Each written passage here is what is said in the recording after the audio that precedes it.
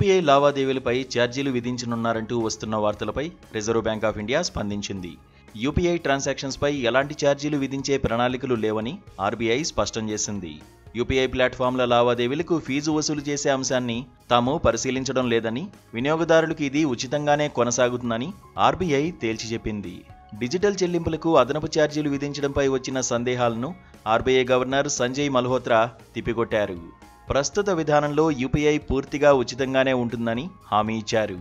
ప్రభుత్వం, ఆర్బీఐ కలిసి యూపీఐని zero cost ప్లాట్ఫామ్గా కొనసాగించాలనే దృఢ వైఖరిని మరోసారి బలపరిచాయని పేర్కొన్నారు. ప్రపంచంలోనే అతిపెద్ద రియల్ టైం పేమెంట్స్ మార్కెట్గా భారత్ స్థానం మరింత బలపడుతోందని ఆయన అన్నారు. కాగా యూపీఐ లావాదేవీలు కొత్త రికార్డులు సృష్టిస్తున్న ఈ సమయంలో ఆర్బీఐ నిర్ణయం ప్రాధాన్యం సంతరించుకుంది. మరోవైపు బేసిక్ సేవింగ్స్ బ్యాంక్ డిపాజిట్ ఖాతాలకు పలు సేవలు విస్తరిస్తున్నట్లు ఆర్బీఐ ప్రకటించింది. ఇందులో భాగంగా జీరో బ్యాలెన్స్ ఖాతాలకు కూడా డిజిటల్ బ్యాంకింగ్ సేవలు అందుబాటులోకి తెస్తున్నట్లు వెల్లడించింది.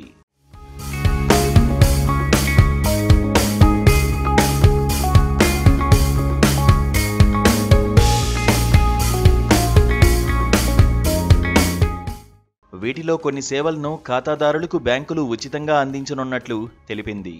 బ్యాంకులు ఉచితంగా అందించే కొన్ని సేవల్లో బ్యాంకు శాఖలు పెంచడం, ఏటీఎం, సీడీఎంలలో నగదు డిపాజిట్ చేసుకునే సదుపాయాలు ఉన్నట్లు పేర్కొంది.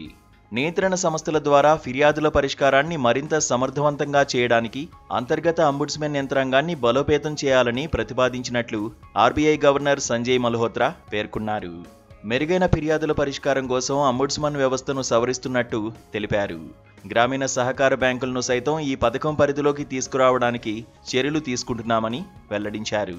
అయితే బీఎస్బీడీ ఖాతా ఉన్నవారు ఆ బ్యాంకులో మరే ఇతర పొదుపు ఖాతా తెరిచే అవకాశం ఉండదని తెలిపారు. వినియోగదారులకు ఆ బ్యాంకులో ఇప్పటికే ఏదైనా ఇతర పొదుపు బ్యాంకు ఖాతా ఉంటే ప్రాథమిక పొదుపు బ్యాంకు డిపాజిట్ ఖాతా తెరిచిన తేదీ నుంచి 30 రోజుల్లోపు దానిని మూసివేయాల్సి ఉంటుందని పేర్కొన్నారు. సరళీకృత కేవైసీ నిబంధనలతో కూడా బీఎస్బీడీ ఖాతాను తెరవచ్చని ఆర్బీఐ గవర్నర్ వెల్లడించారు.